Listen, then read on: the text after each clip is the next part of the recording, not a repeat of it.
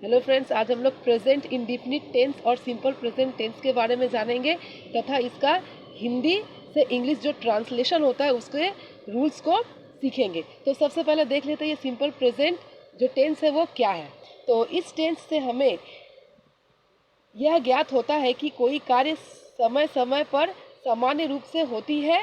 इस टेंस में कार्य के पूरा होने या खत्म होने का पता नहीं चलता है और इसकी पहचान कुछ इस तरह से है। इस टेंस के हिंदी वाक्य के अंत में ता है, ती है, ते है, ताहूँ तथा तीहूँ आदि रहता है। और इस टेंस का जो इंग्लिश वाक्य होता है उन वाक्यों में सब्जेक्ट के साथ वर्ब तथा कभी कभी वर्ब के साथ ईएस या एस तथा डू या डज भी होता है। तो आइए अब हम लोग एफर्मेटिव सेंटेंसेस यानी कि सकारात्मक वाक्य का जो रूल्स है वो देखते हैं। हमें जब अगर किसी वाक्य को हिंदी से इंग्लिश में करना हो तो हम लोग उसे कैसे करेंगे।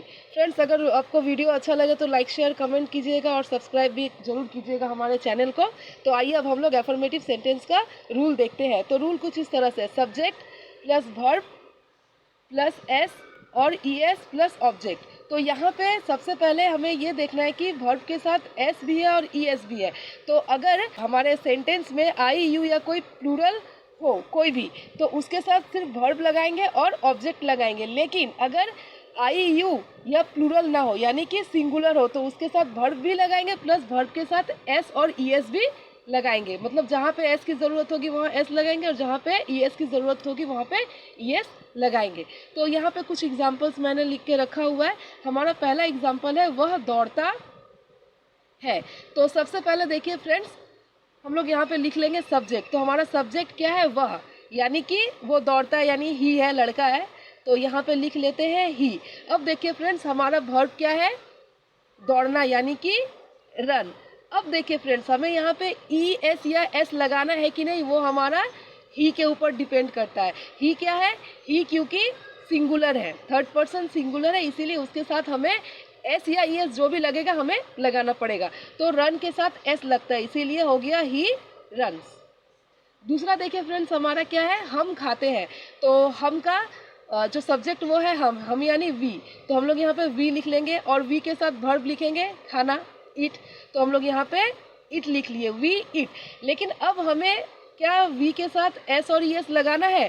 तो ये हमें क्या करना है, क्या वी जो वी है वो अगर प्लूरल है तो नहीं लगाना है, अगर सिंगुलर है तो लगाना है। क्योंकि वी प्लूरल है इसलिए हमें एस या एस नहीं लगाना, ये सीधा बन जाएगा वी ईट।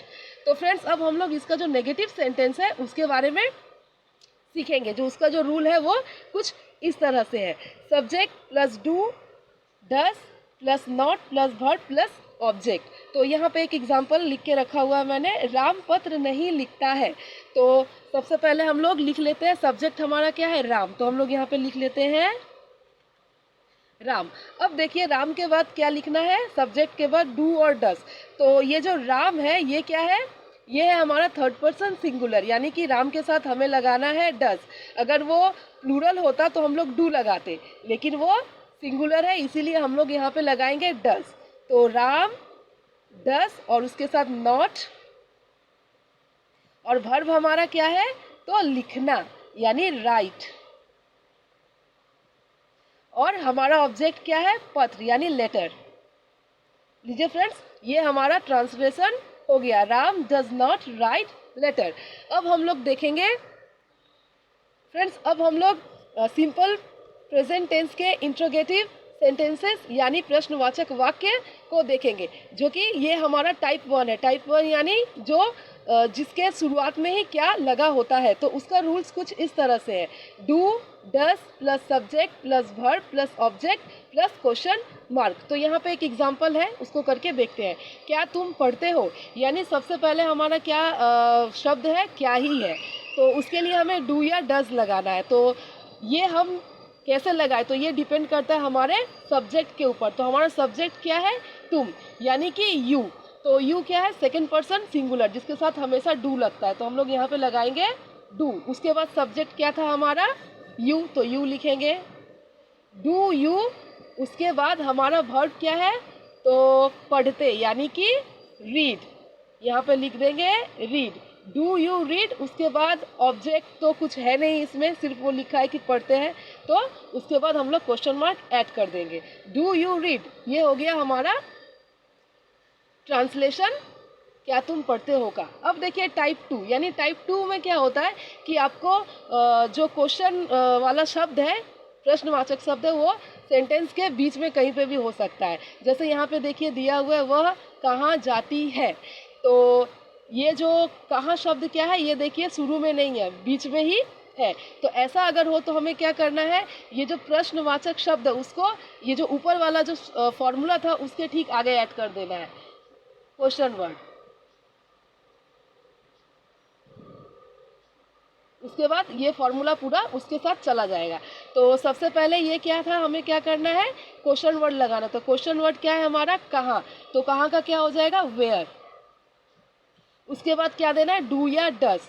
तो ये क्योंकि यहाँ पे वह दिया हुआ है तो इसके साथ डस जाएगा, क्योंकि ये थर्ड पर्सन सिंगुलर है, तो यहाँ पे हम लोग दे देंगे डस, वेयर डस। और यहाँ पे देखिए वह कहाँ जाती है, तो ये जो वह है ये एक लड़की है, क्योंकि जाती है इसीलिए हम लोग यहाँ पे क्या लगाएंगे, शी, वेयर डज शी।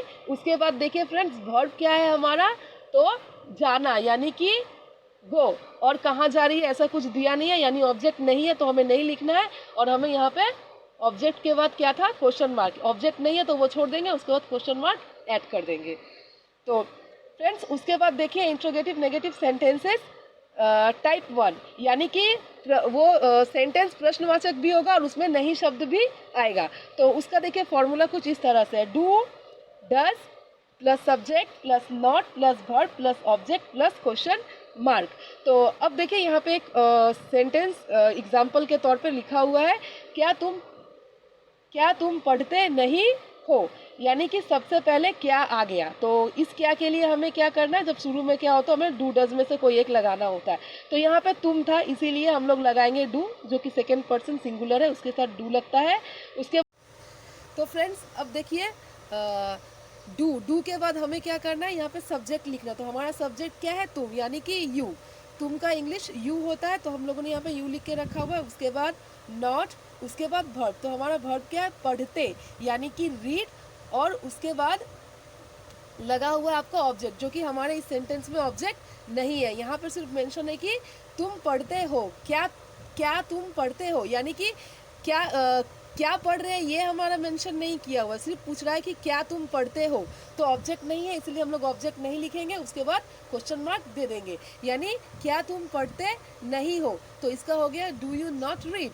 तो देखिए फ्रेंड्स अब हमारा है टाइप 2। तो टाइप 2 के लिए भी हम लोगों ने एक सेंटेंस यहाँ पे लिख के रखा हुआ है, फॉर एग्जाम्पल वह कहाँ नहीं जाती है। तो इसका जो रूल्स है वो बिल्कुल क्या करना है, हमें ये जो सेंटेंस है इसके साथ एक क्वेश्चन मार्क नहीं, क्वेश्चन वर्ड ऐड कर लेना है।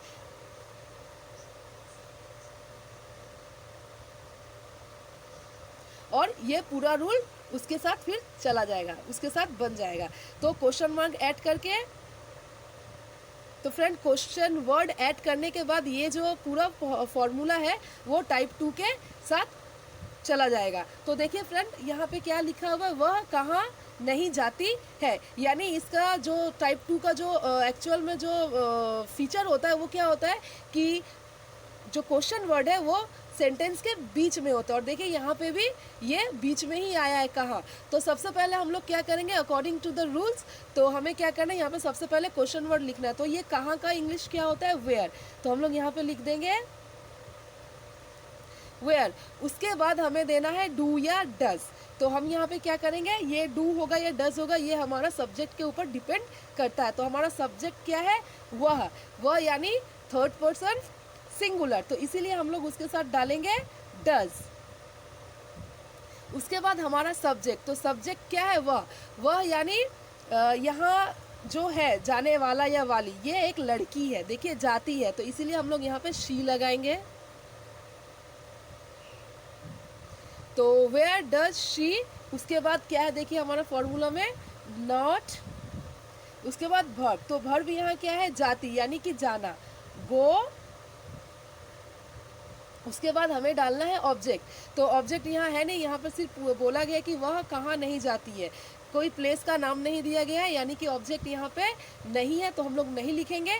उसके बाद हमें क्या करना है, ऑब्जेक्ट के बाद जो है क्वेश्चन मार्क वो ऐड कर देना है। तो ये हमारा बन गया where does she not go.